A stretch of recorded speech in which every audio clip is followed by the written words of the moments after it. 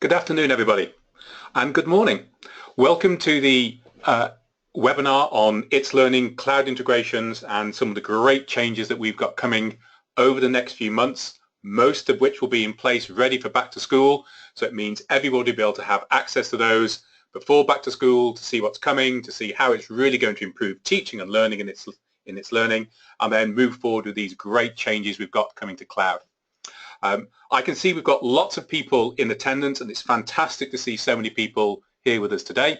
My name is Stephen Threadgold. I'm Head of Product Management at It's Learning, and I'm being joined by Lars, who is Head of our Product Owners, and Bart, who is one of our Product Owners. And between us, we'll be answering questions as we go.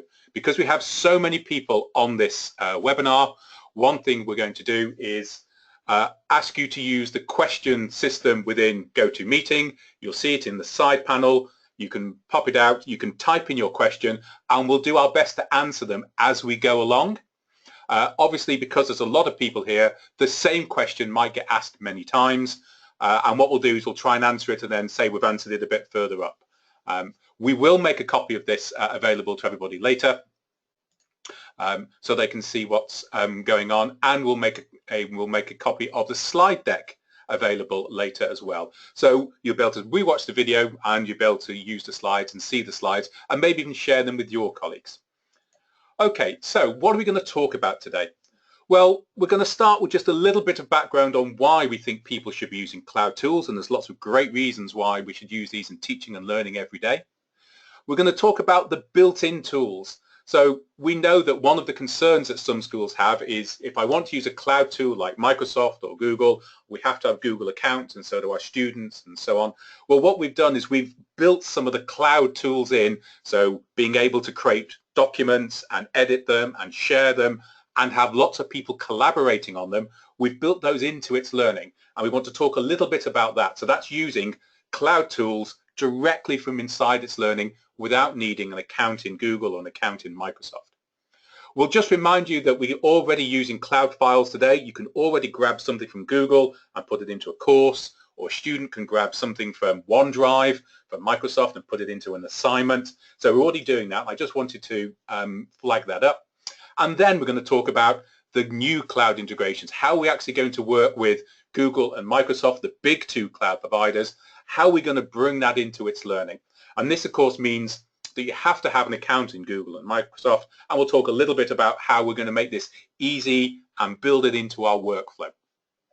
So let's start right at the beginning. Why are people using cloud applications? What's in it for me as a teacher? What's in it for me as a learner? There's lots of reasons why people want to use the cloud tools. I think one of the most important points is they're good creative tools. We have access to things like PowerPoint and its equivalent in Google. We have access to word processors, we have access to spreadsheets, and we have access to other tools. And those, of course, students can use to be creative to their heart's content. Teachers can use them to structure content and show those, and we can use those in interesting ways in teaching and learning. So having those great creative tools is a real important part of this. And a lot of those tools are easy to use. They work on different devices, they work on notebooks, they work on Chromebooks, they work on mobile. And having those easy to use tools built in is something that we really want to flag up. And then what we want to do in It's Learning is make sure that accessing those tools is as easy as possible. But I think where cloud tools really start to shine is the concept of collaboration and sharing. So this is where, for instance, I can give all of my class access to a single document, and they can add to it and they can work on it. Or maybe a smaller group want to access it. Maybe we have a working group, 2 or 3 students working on something. They can work on it together and then show that combined work. And we've got this built into It's Learning without needing access to Microsoft and to Google and having accounts on them, but we also work with the big cloud providers, and we'll show that as we go through. And then, of course, something we all have to be wary of, these great tools tend to come at low or even no cost. So we can have access to things like Google Apps for Education at no real cost to the school other than set up and making them work. And then what we want to try and do is build as much of that into It's Learning as possible to really try and reduce the cost and make sure this is a good solution for all. Okay. As we sort of move through, we said we'll try and answer the questions as we go. And I can see, for instance, that Leaf has asked us a question about whether we can use Microsoft Azure Active Directory. We'll talk about the sort of enterprise integrations towards the end of the presentation. The simple answer is we will very soon. You'll see It's Learning appearing on the Microsoft Azure Marketplace, which of course is the commercial, in inverted commas, part of the Microsoft Azure solution, and we'll be allowing It's Learning to work really simply and easily with that as much as possible. So yes, that is coming. So as I said, we'll try and answer questions as we go, but some of these things will appear later on, but it's a good question to start with. Okay, so let's move on. Let's talk about what we want to do from It's Learning and what you guys are going to see, what your teachers and your learners are going to see as we move towards back to school. Well, we've set ourselves some quite challenging objectives at It's Learning, and really we want everybody to be able to work with applications and services from the major cloud providers, and for the moment that's Office and that's G Suite. More will be added, I'm sure. We can already import from and grab things from Dropbox and things like that, but the real big cloud providers tend to be Google and Microsoft. And for us, it's hiding the complexities of this integration. We want a teacher to be able to just click on an icon that says create a Word document, and that's how simple we've tried to make it. And then we want to be able to say, well, I think I'm going to share this, collaborate with these people, and we want to make that as simple as possible. And I'm going to show you some of that as we move through. So let's talk about using the cloud without needing the cloud, so without needing accounts in Microsoft and Google. Here we can see It's Learning. I'm going to use a lot of screenshots from It's Learning, some of which are part of our existing products, some of which are what we're going to be releasing between now and the summer and beyond. And I'll sort of flag these up as we go and talk about, how we're, simple we're trying to make these, and also give you a good idea about when everybody will be able to get their hands on them and use them in the classroom. So here I am inside the It's Learning ad page, and as you can probably see, I've got adding an Excel, adding a PowerPoint, and adding a Word document.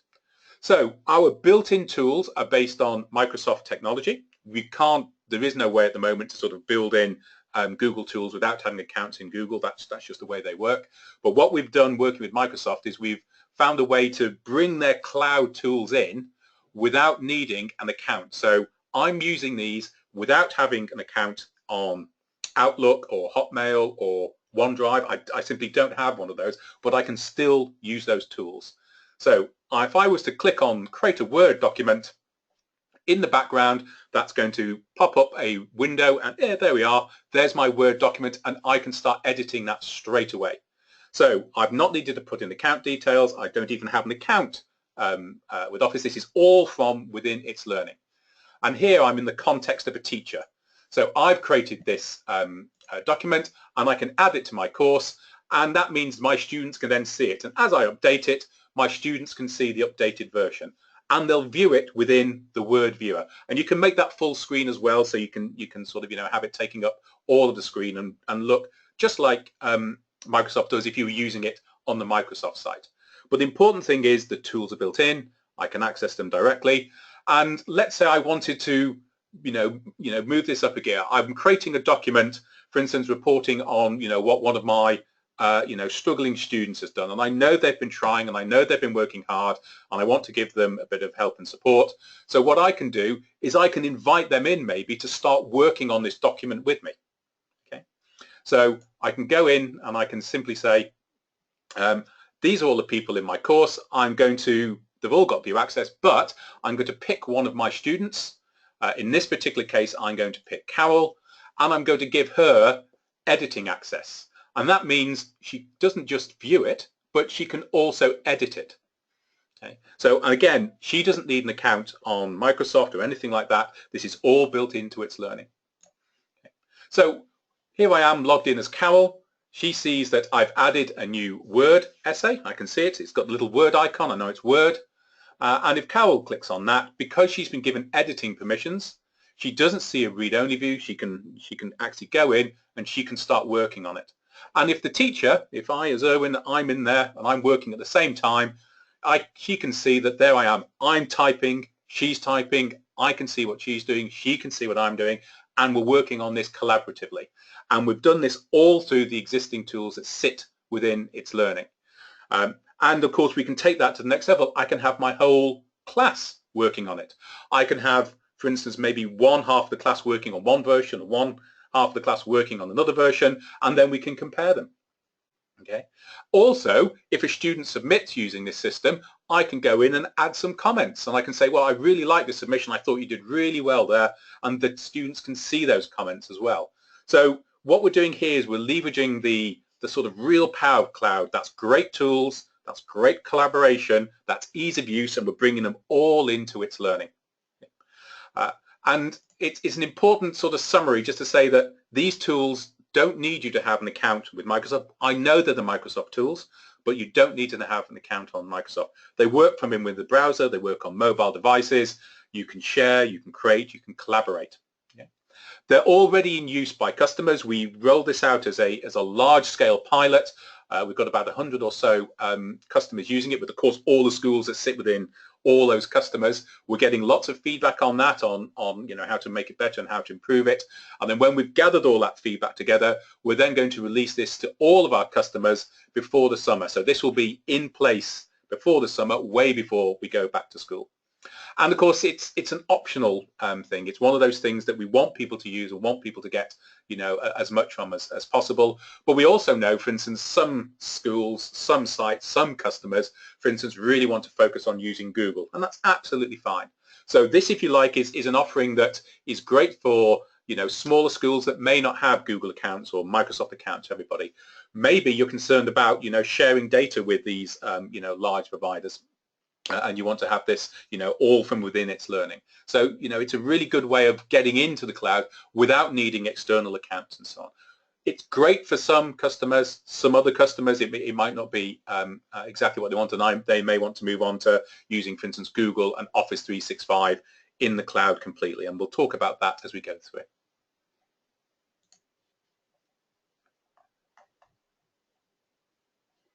Okay. So what we'll do now is I'm just going to remind you that we already have some really good, useful integrations that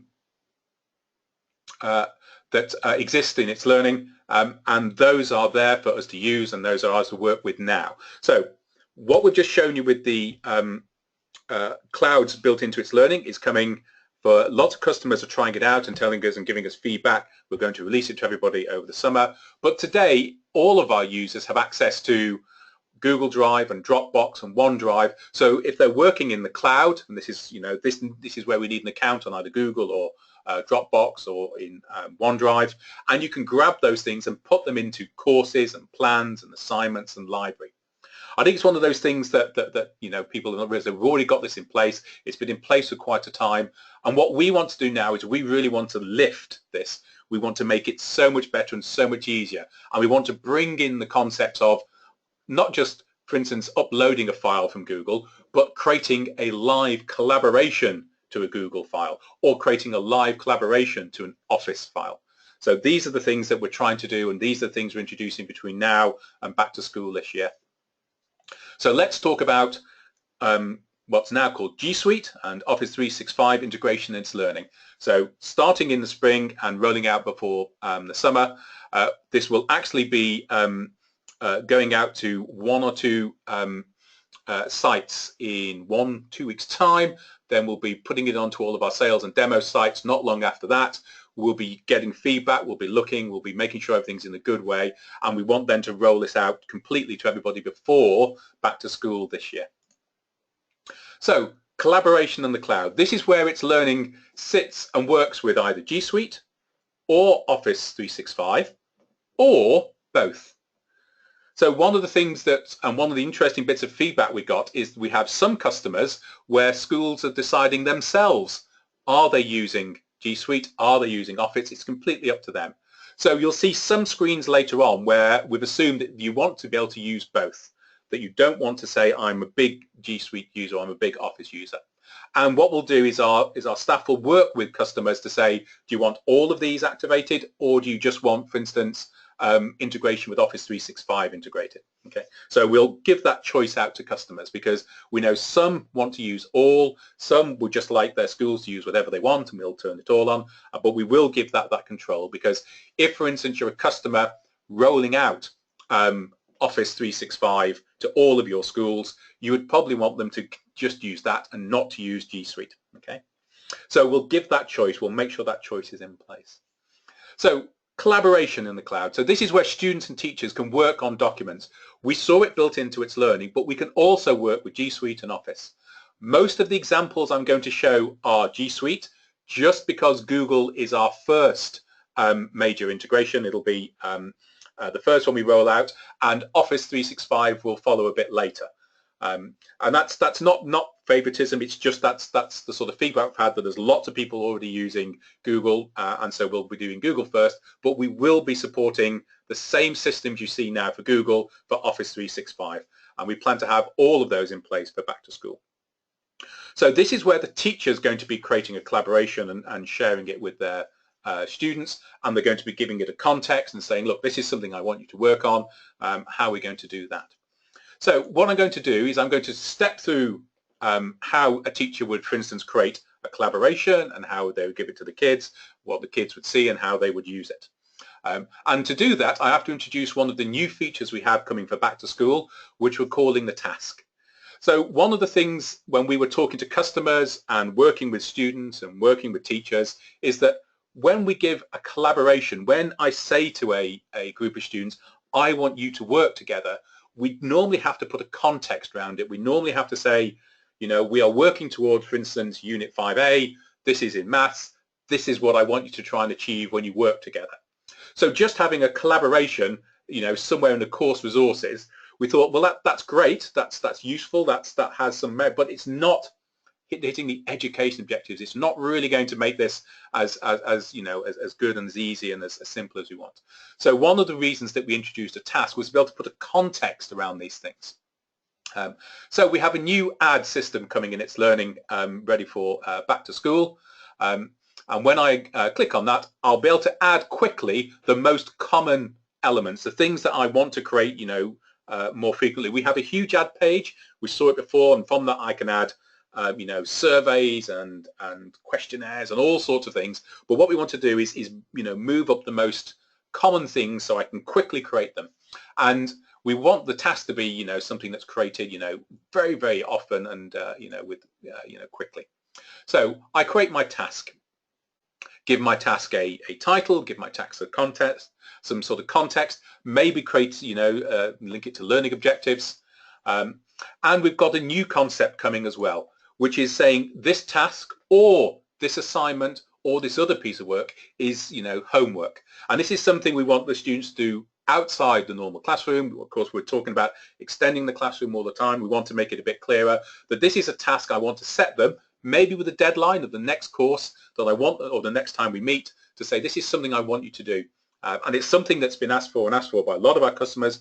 We've listened, we've taken it on board, and we're now having the ability to say that these things we've created are homework.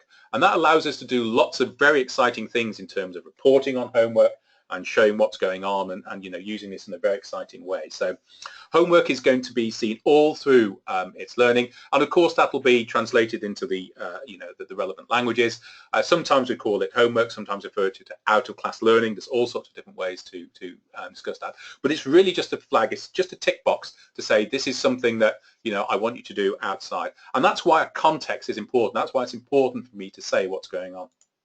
And then if I go down to the more options, I'll get an option. Because this school, for instance, is one of the ones that is using Google, it'll say collaborate with Google Docs. If I was an Office 365 user, it would say collaborate with Office 365. If the customer said, I want my schools to have both, it would list both.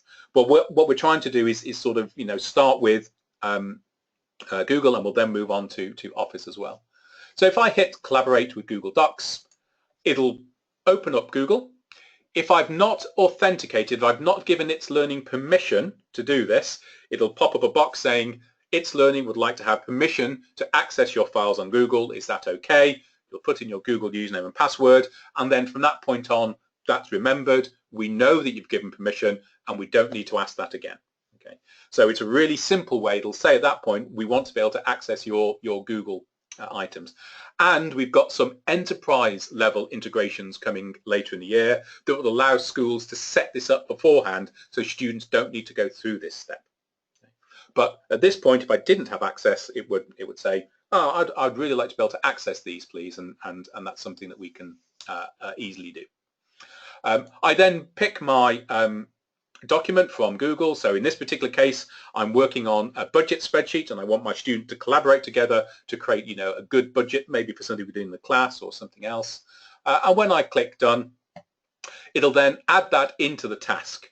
And I can see the Google icon, and if I just zoom in a little bit, I can see that it's a Google document, and if I click on that, it will open it in Google, and I will continue to edit it in Google. And if my students click on that, they will view it in Google, and they will be able to collaborate in Google. And as you can see, it says there, students assign this task and edit the document. So I know at a glance that I've created a collaboration. It's something that my students can edit. It's something they can contribute to. Okay? It's not static. They can go in and they can change it. And of course, earlier in the presentation, we spoke about giving permissions. I can choose which of the students, normally it's the whole class, but I can, you know, divide it down into the groups I've created or whatever and say who has access to it. So it uses that same sort of permission system. By default, we assume everybody in the class wants to contribute, but you can choose to sort of narrow that down to maybe just one group of students. So what we've done is we've created that in the cloud. I've not had to worry too much about permissions and things like that because those have been set for me on the class level, and then I can drill down and change them. So that's one way. That's getting collaboration working. And then when the students click on that, they can edit it and they can work on it as if it was their own document.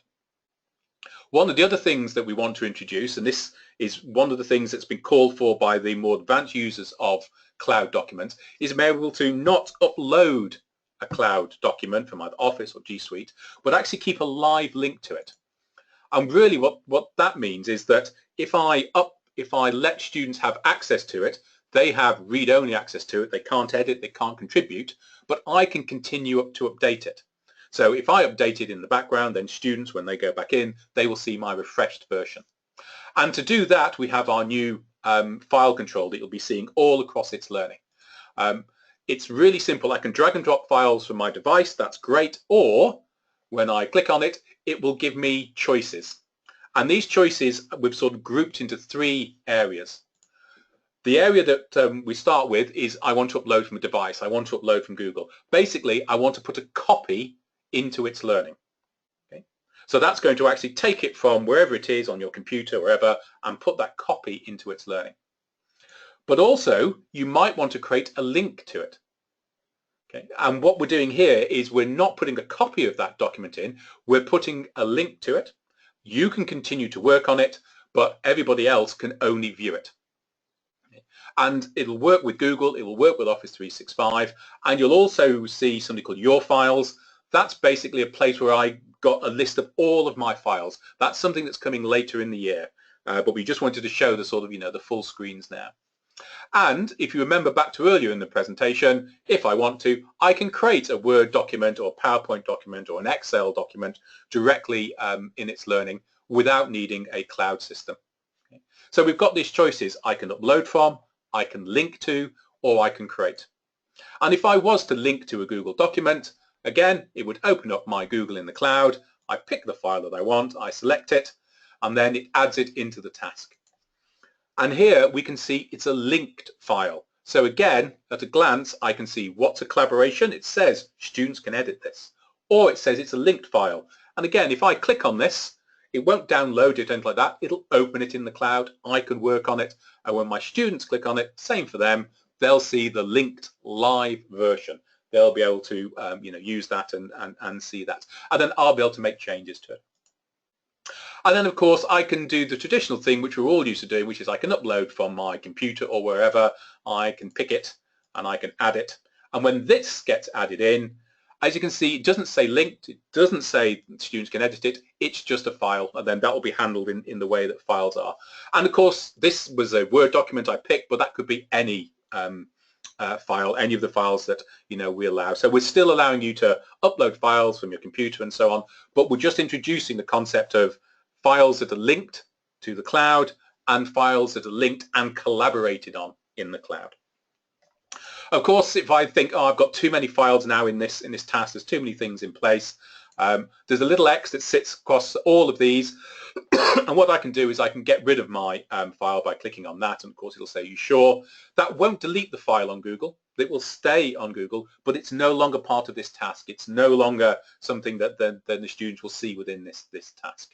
Okay, so it's keeping the cloud files within the cloud, and if you want to, you can copy them into itslearning. That's fine.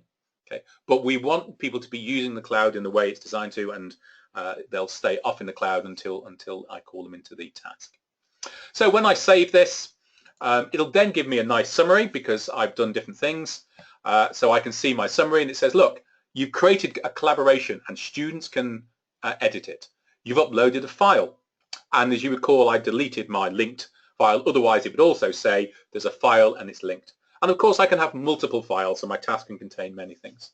And then we see the homework tag. That's just reminding us that it's homework. And when the student sees it, they'll see that same tag saying it's homework. So they get that context around it. And when students then go in and view it, so a student will be able to see the files, a student will know it's homework. And if a student completes it and says they've completed it, I can start to see who's completed the task. So the student's view, okay, will have the files, and one of them's a collaboration and one of them's there for me to download. I've got those, and I can work on them, and it's put it into my task list so I can see it's a task and it's there to be completed. And then when the students have completed it, they can say I'm done, and then the teacher will know they've finished, and the teacher can see who's completed the task and who hasn't completed the task. So what we're trying to do is bring all of those great collaborative cloud tools and just drop them into itslearning's workflow.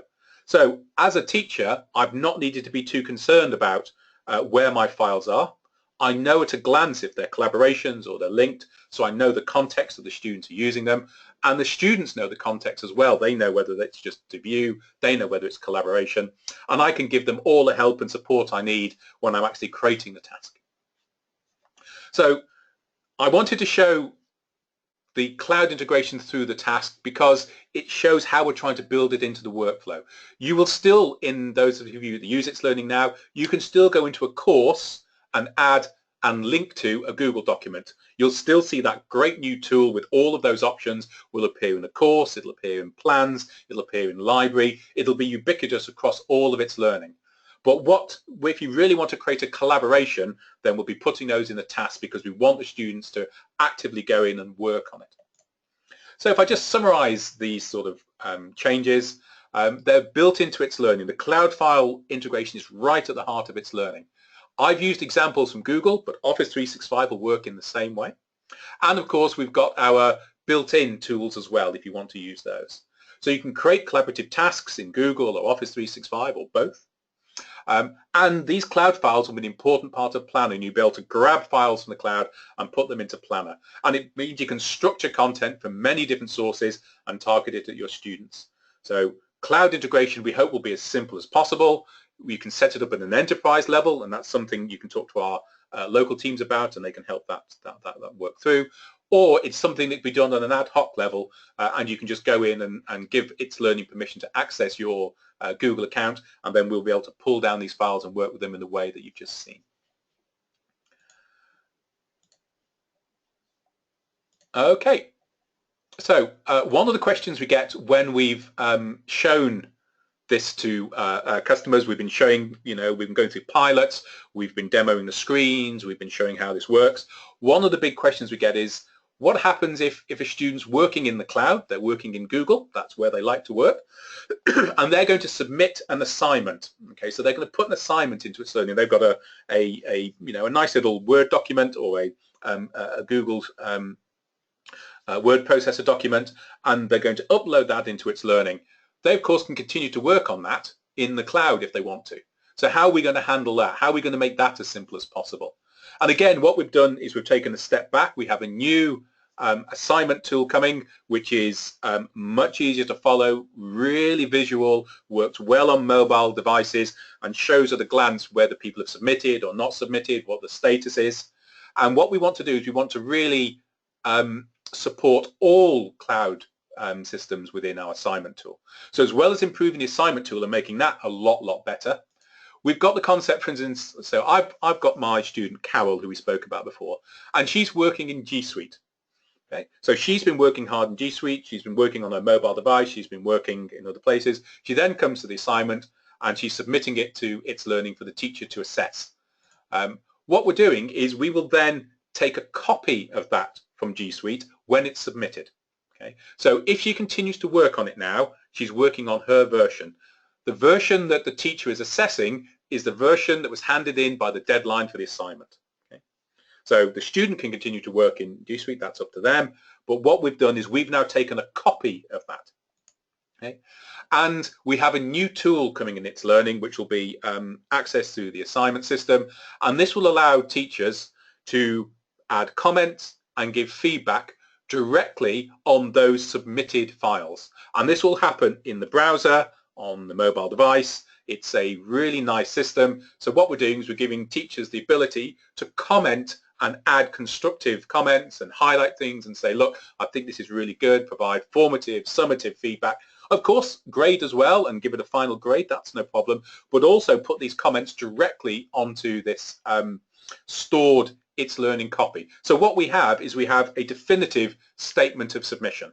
We know what the student submitted at that time, and the teacher can comment back on that. And of course, if the teacher wants, you don't have to, but if the teacher wants, the student can see that work. They can see those comments, they can see the things they've added, and if the school allows it, if the teacher allows it, if the tutor wants to, then the student can resubmit that, and it goes into the process again, and it can be commented on, and the student can see those comments if you want to have a continuous cycle. Okay. So for instance, what we could do, and this is some of the things that are already sort of starting to be used by schools, is the students could put things informally in a collaboration and work together, then submit something, the teacher can then give them feedback and the students can resubmit. Of course, some schools don't allow resubmission, that's absolutely fine, it's completely under teacher control. So what you'd do there is you'd simply return the assignment with all of the comments on so the students can learn from that and move forwards. And if they do resubmit, as we said, they'll get another copy for annotation. Okay. So we'll have the up-to-date annotated version stored within itslearning, even if they continue to work in G Suite. And we'll talk about some of the other things we've got coming later in the year where we start to really leverage this by, for instance, having the tutors being able to set up templates in Office tools. But that's not coming for back to school, or everything we've seen here is coming for back to school. That's something that's going to appear in this not too distant future, not long after back to school. So assignment and cloud services. Students can work in a favorite cloud provider, work in G Suite, work wherever they want, but the teacher doesn't need to be concerned about that. The teacher will see a definitive version that they can comment on from within the browser. So if a student, for instance, if we're in the university and the student's using Office and the teacher doesn't have an Office account, that's fine. You'll be able to comment within itslearning without going into Office or anything like that. You'll be able to comment directly in the browser, make your changes, make your comments, and the student can see those. So it doesn't matter if it comes from G Suite or Office, it's the same built-in annotation tool. And so this is making it as simple as possible for teachers to be able to give that great feedback. So there's lots of other things that are coming to do with cloud, ready for back to school. As we've already mentioned, Leaf asked us right at the beginning of the meeting, the webinar. We will have itslearning is in the process of going on to the Azure Marketplace, which is where you can then use Active Directory and Azure to sync with itslearning. We've got an enterprise integration with Google coming in the same way. So it means that we can pre-load all of the students' details from Google, all of their Google identification, so we can then have a good integration between itslearning and Google right from day one. And of course, we also have the ad hoc service where you just log in once and we remember that. And then this cloud linking, as I said, will be across courses and libraries and plans and everywhere. It won't just be in the task. You'll be able to upload and link in a library or in a plan, and make sure you've got that great communication going. And then after back to school, our next stage is really to start to look at how we integrate things like the calendar from Office and Google. There's lots of different ways to do that. We want to get everybody using the cloud service, get those in place first, and then when we've got those in place and have a really solid base to move forwards, we will then make sure that things like calendar and so on are syncing in a good place. And then, as we've said, we want to introduce the concept of templated assignments. That means the teacher creates, for instance, a Google document and says, this is what I want you to do, edit this document, add something to it, and then submit it. So you can do that at the moment because, of course, you can add that to your assignment and the kids can take that and put it into Google, but we want to make that far more automated. We want basically to be able to do this with a couple of clicks. And this is something that we have to have in place not long after you get back from the summer vacation. So we've talked a lot about cloud, and we'll sort of start to sum up what we've done with cloud. But I just wanted to stress, cloud is just one part of the massive number of improvements we have coming to itslearning between now and back to school. So some of the other highlights we've got, I'm not going to spend time on these now, we'll talk about these in future sessions, but we've got lots of changes coming to our mobile. In our mobile, you'll be able to jump into a course directly from the mobile app. You won't just see sort of summaries and things like that. You can jump into the course and then navigate down through the course and see the resources in the course. And it's going to work really well on tablets. So if you have a small mobile, that's great. The screen will show information in a really concise way. But if you've got a larger tablet, it will resize and you'll be able to use the whole of the tablet real estate. So loads of good changes coming to mobile. We're really spending time on upping the ease of use of itslearning. We want that to be so much better. We want that to be, make itslearning as simple as possible to use. And we've got these great concepts coming with onboarding, where we'll guide your teachers through how to create a course, how to welcome the students, how to make a plan, how to add a bulletin, how to add a picture, how to really get their course going right from the start. So this onboarding will start to appear. We've already got some in itslearning, but we're going to have a lot more, and it's really going to be focused on making courses as great as possible. And then we're making lots of changes to the library. We've got new ways to share. We've got onboarding that guides people through how to use the library. And then we're going to make it a lot easier to grab things from the library and drop them straight into the course and straight into the plan as well. So lots of other changes coming from itslearning over the next few months in the lead up to back to school. You can get lots more information from your local itslearning representative. Also, we have a brand new roadmap. It's just rolling out across our sites at the moment. The roadmap shows both our ethos, what we're really trying to do, for instance, that we want to work with the cloud, but we want to work in a way that hides the complexity. It gives you a good bit of insight into what we're doing and then gives you some real insight into when these things are going to be delivered and what they're going to look like. So our new roadmap is available. It's rolling out to our local teams now. The main version on our on our US site is there, and you'll soon see that across all of the local teams as well. So it just really remains for me to say thank you very much for your time. And what we'll do now is we'll just quickly whiz through the questions, see if there's any more to answer. As I said, this is the first part of many presentations we want to give to sort of show you what we're doing. We're very proud of what's coming with itslearning between now and back to school. As I said, it's not just about cloud. Cloud is one element. Onboarding, mobile, library, sharing, improvements to gradebook.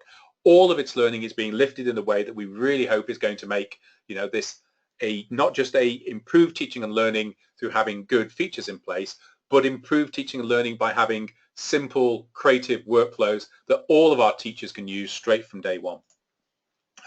We will make this presentation available. We'll make sure that that can be got up by our different customers and so on, and we'll make this recording available so you can go through this again. So thank you very much for your attendance. We're still answering questions. If you haven't seen your question answered, then just either drop it in again. I'm just looking through now to see, I think nearly all questions have been answered. Just to answer the question on admin of G Suite through itslearning, we're not looking to